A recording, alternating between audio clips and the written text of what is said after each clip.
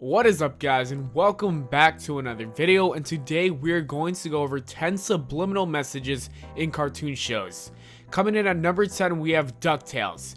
DuckTales is such a hearty little cartoon.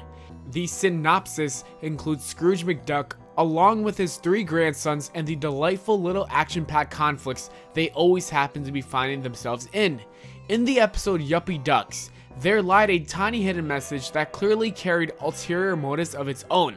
Scrooge McDuck wasn't feeling very well, so he decides to call up his physician.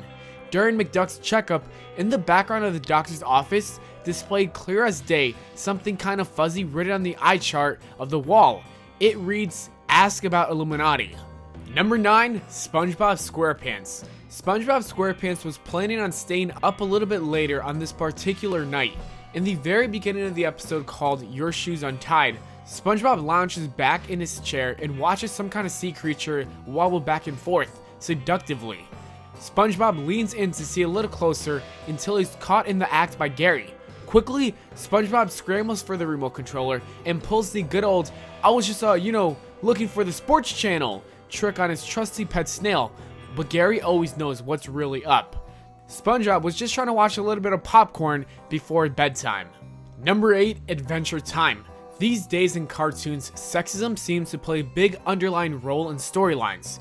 Mostly meant to be for shock value, these sexisms are sometimes so hidden that we don't even catch them until they're pointed out to us, and that is when the laughter finally ensues.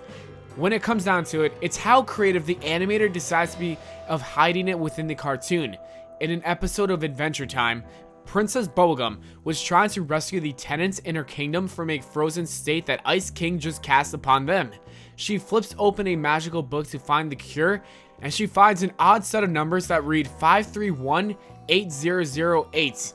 Now, flip that number over and see what it says. Mature Cartoon Network, real mature. Number 7, Johnny Bravo. The shades-wearing, black tea blaring, smooth talker Johnny Bravo was always known for trying to get all the ladies to date him. However, this cartoon is also known for predicting one of the most tragic events in our country's history. In the episode Chain Gang, Johnny and his pal Carl get kicked out of the movies, and when they are outside the movie theater, they argue on and on about nonsense, but in the background, on the wall, there is a poster of 2 burning buildings. Underneath this picture, all that is written are the words, "Coming soon." 9/11 occurred 4 months after this episode was aired. Number 6, Rugrats. The Rugrats was a TV show made to illustrate life as seen through the eyes of a little baby. Almost every episode had one of the babies mistaking a real-life situation for a bigger, more adventurous kind of event. For example, in one particular episode, Grandpa Lou goes out and rents a detective film for him and the kids to watch. The babies end up putting themselves in the place of each character of the detective film that Grandpa rented, and that's the episode. What we failed to see as kids was what else Grandpa Lou rented, which was Lonely Space Vixens. It also doesn't help his case when he tells the children while raising his eyebrow at the same time that it's only for him after the kids go to sleep, which is kinda creepy, guys. Number 5, Rocko's Modern Life. Rocko's Modern Life was always full of fun and crazy surprises, and sometimes these surprises went a little too far, making the cartoon a little iffy for kids to watch, but hey, it was the 90s and TV censorship was still a little more lenient. Take an episode called Canned, for example. It's clear that Rocko works as a phone operator. We can see exactly what his phone conversations consisted of. The instructions on the wall behind him say, "One-on-one hotline, be hot, be naughty, be courteous," while he in a reluctant voice repeats, "Oh baby," in the phone, then realizes that Mrs. Bighead is on the other line and vice versa, and they both hang up. Number 4, Ed, Edd and Eddy.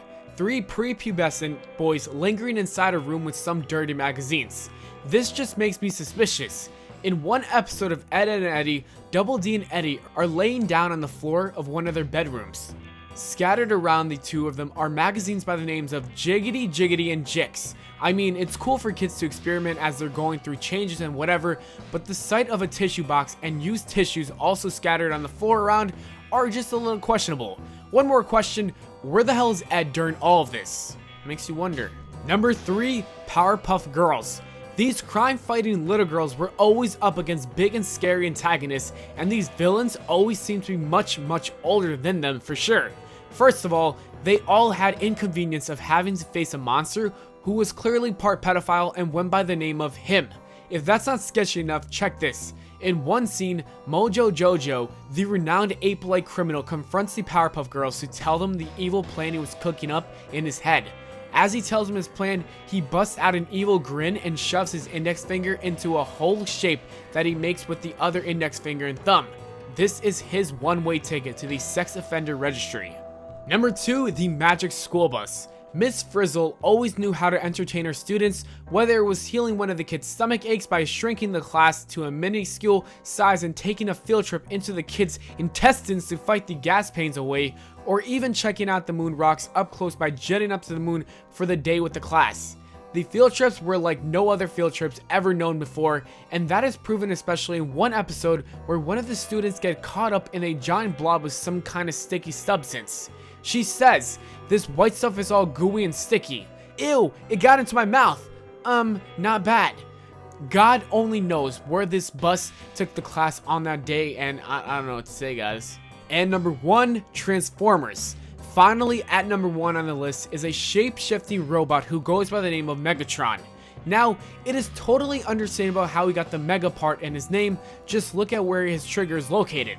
In the popular cartoon, Megatron can be seen waving his cool-ass pistol around, which was connected to his right arm. He also waved around a giant gun trigger, which was connected to his private area.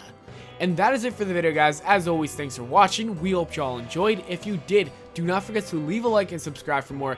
Make sure to follow me on Twitter at Valenplana, and I'll see you all later.